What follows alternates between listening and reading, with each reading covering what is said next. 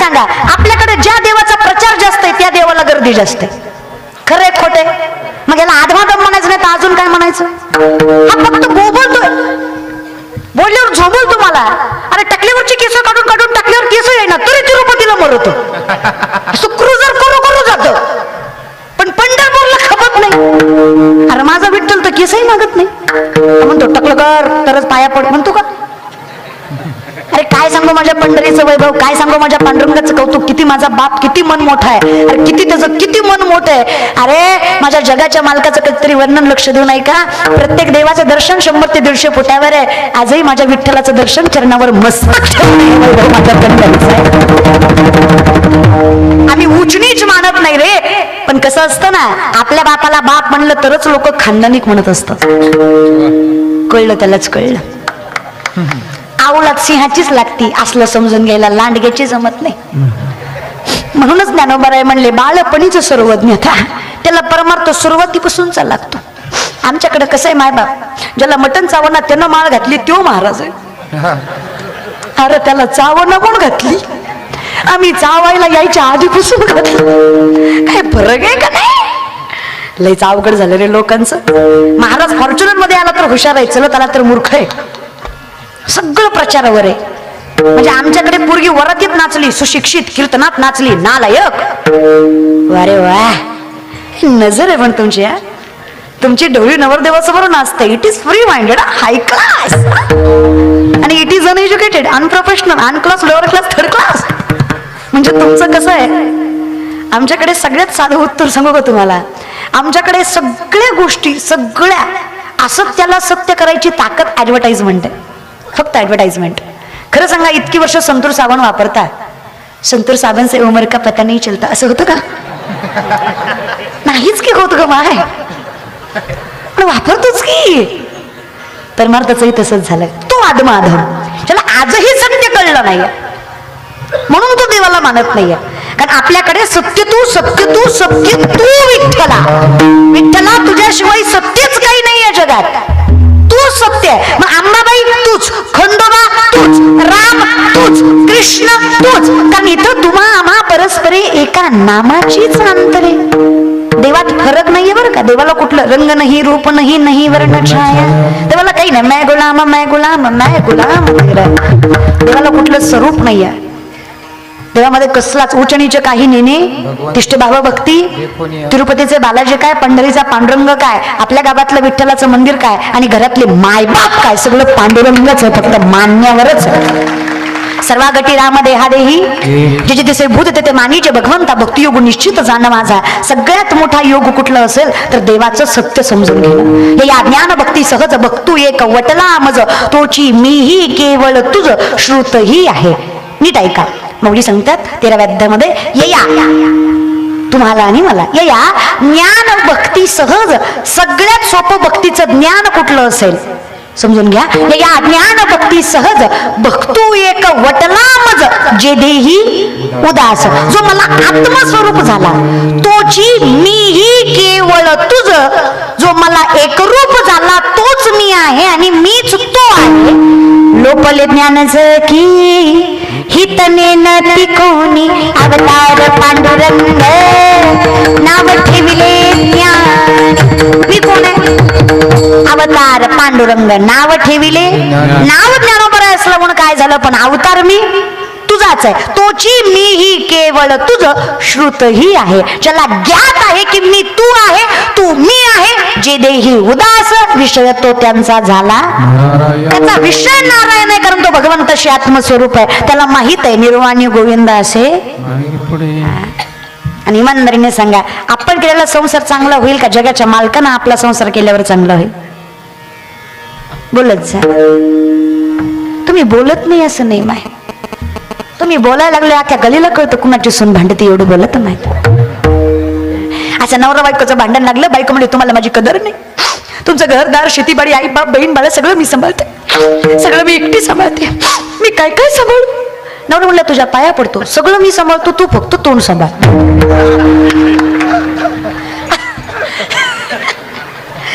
आता भोकरकर यातही आमचा काही दोष नाहीये. देवाने बनवतानाच आमच्या बायकांना असं बनवलंय, पुरुषांना कंठ आहे, स्त्रियांना कंठ नाही. पुरुषांना कंठ असतो स्त्रियांना, कंठ नसतो. कंठ म्हणजे गायचा कंठ नाही, इथं गाठ, इथे इथे नरड्याच्या आतली गाठ. हा, मला दुसरा काही शब्द आठवला नाही. असतो स्त्रियांना. हा दादा चेक करू नका, असतो. एवढं काय चेक असतो दादा, लगेच आहे का? हा असतो रे दादा, एवढं काय त्याचं नसतं रे बायकांना, नसतं माय बाप आहे की नाही. आपल्याला नसतो, त्यांना असतो. त्या हिशोबाने तुम्ही आतल्या गाठीचे. म्हणजे तसं नाही तुमच्या पोटात राहतं, तुम्ही धरून धरून भांडता. तसं आमच्या पोटात पण ठेवीच जमाय. धर्मशास्त्र फार गोड वर्णन करतं. घरातली लक्ष्मी कशी असावी, किती कठीण परिस्थिती आली चेहऱ्यावरचा आनंद जाऊ देऊ नये आणि आपल्या घरच्यांविषयी अपशब्द कधी बाहेरच्यांसमोर सांगू नये. महाराज ती लक्ष्मी म्हणायचं. आणि घरातला पुरुष कसा असावा, किती कठीण परिस्थिती, ज्या नीतिमत्ता कधी सोडली नाही, कधी आपल्या नीतिमत्तेला डाग लागू दिला नाही. वाणी रसवती यस्य यस्य श्रमवती क्रिया लक्ष्मी दानवती यस्य सफलम तस्य जीवित. इतकं सोपं आपलं शास्त्र आहे. शास्त्राचा सगळ्यात मोठा नियम आहे, शास्त्र कधी खोटं बोलत नाही आणि शास्त्राने चाललं की त्रास होत नाही, दुःख लागत नाही. विषयाकडे किती किती सोपं ना, फक्त चेहरा आनंद ठेवायचा आहे की नाही. दारातलं घरात आणि घरातलं दारात फक्त करायचं. पण बाई धुणं धुवायला गेली की हातानं घरचं तोंडानं गावच, धुणंच चालू असतं तिचं. मायबा तुमच्या गावा शेजारी नदी आहे का? पाणी आहे का नदीला? मरलीत काय का? मेलं पाहिजे ना तर पाण्याला काय करता? कारण टेन्शन आलं की पहिल्यांदा नदी आठवते. नका रे बाबा, बिलकुल नाही. मागे झाले पाहू नका, पुढे जामीना आहे तुका. जे झालं ते झालं, आता तरी पुढे हाची. काही माणसं म्हणतात ताई आता अर्धी लाकडं मसनात गेली ना, आता माळा घालून काय होतंय? अरे मेल्या आज माळ घातली, उद्या माळ करी म्हणून याला एका दिवसाचं पुण्य गणता करणार नाही एवढं मिळेल तुला. फक्त एक दिवस तरी माळ घाल. आता 2-4 त्यांच्याच टाळ्या वाजल्या ज्यांच्या गळ्यात माळा आहेत. बाकीचे म्हणतो आपणच बोकडा हाणायचे, आपणच वाजवायचे, असं असतं रे. काय लॉजिकली परमार्थ तुमचा. आमच्याकडे 10 दिवस गणपतीन बुडवताना बाबूराव आणि देव भेटला नाही, तो नाचत बुडवला. तरुण मंडळी कीर्तनाला उपस्थित आहे. अरे बहिणी पायाला हात लावून सांगते, या बहिणीची शपथ आहे, ज्यानं ज्यानं या वर्षी गणपती नाचत बुडवला ना, अजून 4 वर्ष तुला बायको नाही.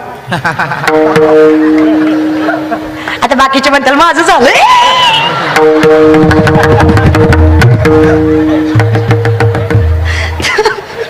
तुझी 4 वर्ष नीट नांदणार नाही, ती नाही भेटल्यापेक्षा बेकार आहे भेटलेली न नांदणं. प्रेम वगैरे हे फार पुढच्या गोष्टी आहेत. पोरांनो बिलकुल नाही रे. आधी धर्म जपा, माती जपा, कर्तृत्वाने मोठे व्हा. अरे पैसा कमवा, माणसं मागं पुढं चालतील. ह्या जगातलं सगळ्यात मोठं सत्य आहे, खिशात पैसा नावात प्रसिद्धी असली की अख्खं जग आपल्या समोर नतमस्तक होतं. खिशात पैसा नावात प्रसिद्धी पाहिजे. कमवा रे. अरे गाव आपलं, माती आपली, तालुका आपला, जिल्हा आपला, परंपरा आपली. आपल्या पूर्वजांनी आपल्यासाठी देह पणाला लावला, आपल्या पूर्वजांनी आपल्यासाठी या मातीत रक्त सांडलं. अरे आपल्या आईबापांना आपल्या सुखासाठी त्यांच्या सुखाचा त्याग केला. आपल्या मातीत आपलं साम्राज्य असणं हे आपला अधिकार आहे, कुठल्या बापाची छागीर नाही. कोण म्हणलं की नाही? कसं गावातल्या पानाच्या टपरीपासून शहरातल्या सोन्याच्या दुकानापर्यंत सगळं शेतकऱ्याच्या पोराचं पाहिजे. माझ म्हणलं तरी हरकत नाही. चल भले तरी देऊ कासेची लंगोटी, पण नाठाळांच्या माती हानू काठी. अरे प्रेमानं वागलात ना, आमचं धोतर सोडून तुमची लाज राखू. पण तुम्ही जर आमच्याच घरात घुसायला लागले ना, तर झेंडा खाली दांडावर करून आमच्या धर्माची आणि आमच्या मातीची ताकद तुम्हाला दाखवते. काय अवलाद आहे आम्ही सुद्धा. पण हे कधी शक्य माहितीये का? आमचं नवरात्रात 9 दिवस उपास, 10ऱ्या दिवशी बोकड आणि दिवी कोपती म्हण. हाणलं पाहिजे तुम्हाला आंध्रात नेऊन कडवण. ते सांगणाऱ्याला ते करणाऱ्यालाही. अरे तुका बरं स्पष्ट सांगतात, नेने फुंको कान नाही एकांतीचे ज्ञान. आपला परमार्थ भामट्यांचा नाहीये. तुका म्हणे सोपे आहे, फक्त शहाणा तो धनी, ज्याला मानताय तो शहाणा पाहिजे. जयाचे आही कदर नाही, तयासी परित्र पुस्ती काही. अहिक जगणं, अरे ज्याच्या जगण्यात आनंद नाही, तुम्ही त्याला विचारताय मोक्ष कसा मिळेल? अरे तो बघ, त्याच्या तोंडावर कधी हसू नये. अरे तुम्ही ना नीट माणसांना मानत जा. तुम्हाला कळत नाहीये, जो बोलतोय तो खरंच बोलतोय का याची तरी अक्कल आपल्याला असली पाहिजे. अंधश्रद्धा बिलकुल परमार्थात नकोय. महाराज लोकांच्या पाया पडल्यावर लेकरू होतं म्हण, माणूस आहे का भूतोय तू? अशी महाराजांच्या पाया पडल्याने पोरं झाली असती, बायको तुला बॉम्बलाय करावं लागली असती. माझी भाषा नाही, 900 कन्यापुत्र होती तरी का करणे लागे पती. तुकारांचं स्पष्ट मत आहे. हा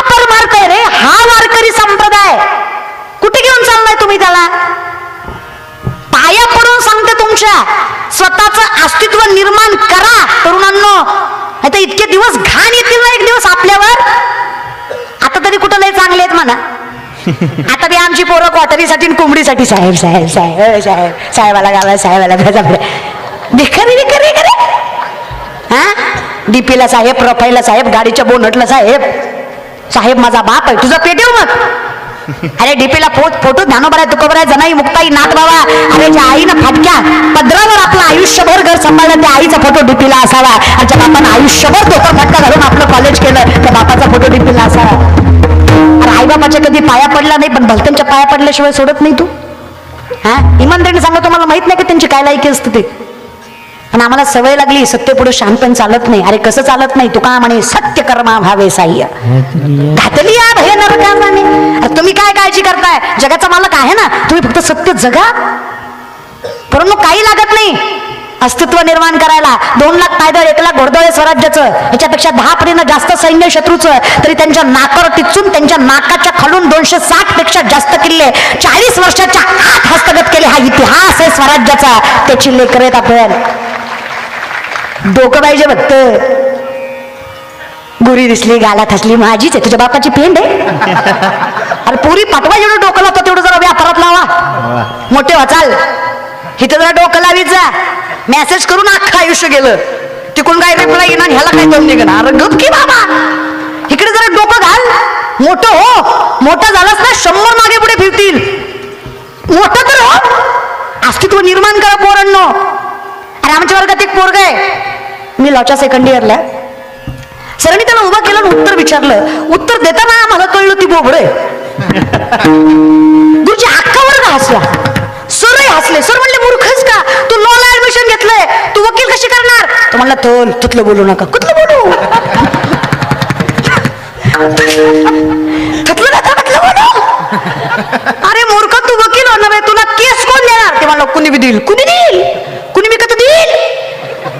सर म्हणले ते वकील विकील सोड, आत्ताच्या आत्ता ते ऍडमिशन माघारी घेऊन दुसरं काहीतरी कर. तो म्हणला बापा तर थपलंय, वकीलच होणार. अरे कथा, तू कथा होणार वकील. ते वकील व्हायचं सोड. हे 20 रामायणाचे ग्रंथ घे, उद्यापर्यंत त्यातले 2 जरी ग्रंथ विकले ना पट्ट्या, मास्तर नोकरी सोडून तुझ्या पाया घालून जाईल. सरांनी अंडर एस्टिमेट केलं त्या पोराला, ग्राह्य धरलं. पोरांनो, अख्ख्या जगानं आपली चव खाल्ली. प्रत्येकानं आपल्यावरनं तोंड विरवून घेतलंय. लय बोलून घेतले लोकांनी आपल्यावर, आपल्या आईबापाला लय. अख्ख्या जगानं हारायची वाट बघावी आणि माऊलीने डोक्यावर हात ठेवावा ना आपण जिंकावं. तिची नशा आहे ना, नशा काहीतरी वेगळी.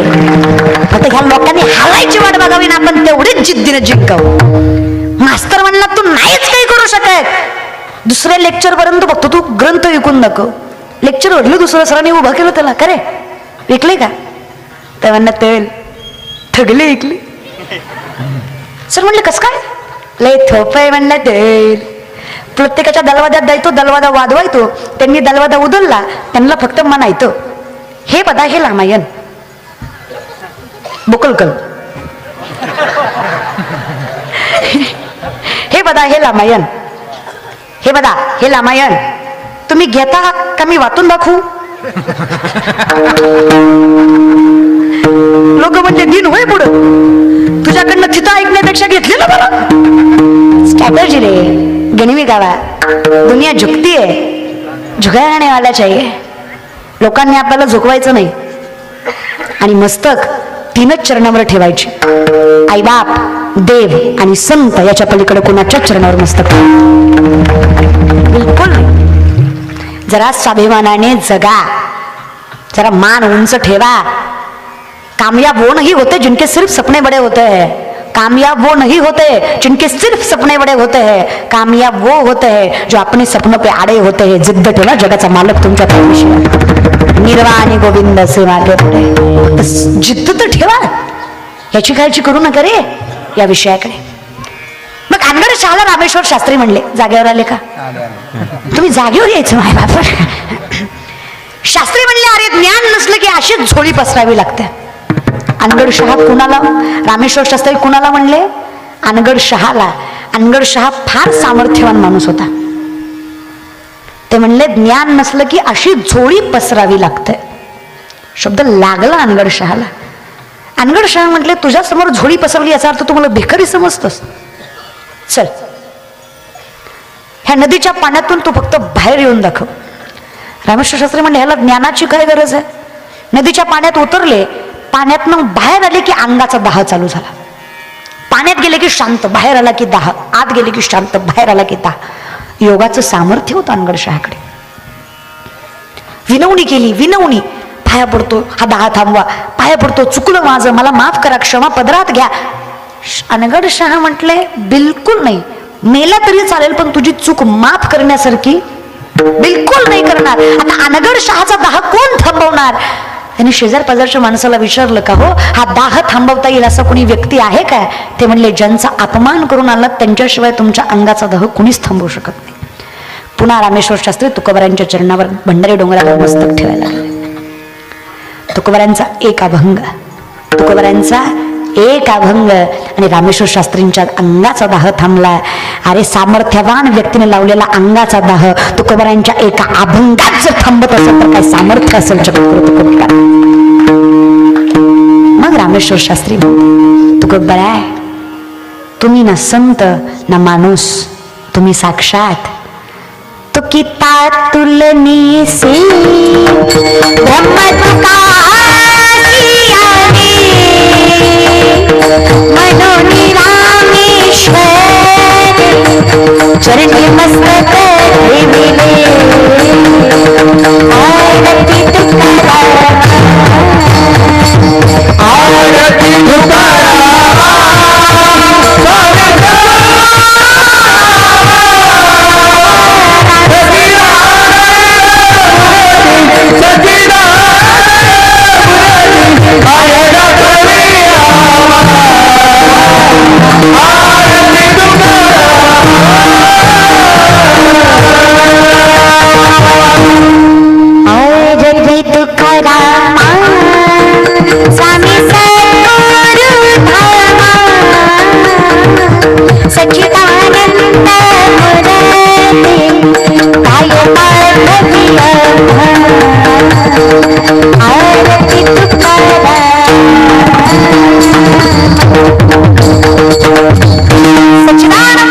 पांडुरंग सच्चिदानंद मूर्ती पाय दाखवी तुम्ही साक्षात पांडुरंग आहात. तुम्ही देहाची काळजी करायची गरजच काय?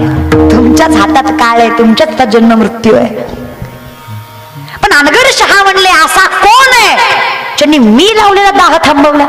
असा कोण तपस्वी आहे? अनगडशहा बंधारे डोंगरावर गेले. तुकोबारांना पाहता क्षणी त्यांचा अभंग ऐकून अनगडशहाच्या मुखातून एक दोहा निघाला. दोहा असा होता, तुका तुका से तुकाराम.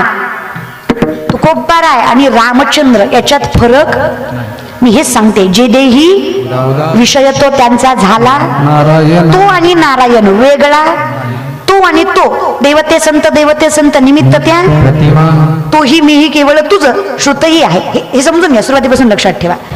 तुका तुका से तुकाराम, तुका तुका से तुकाराम, दो अंग एक नाम, दो अंग एक नाम.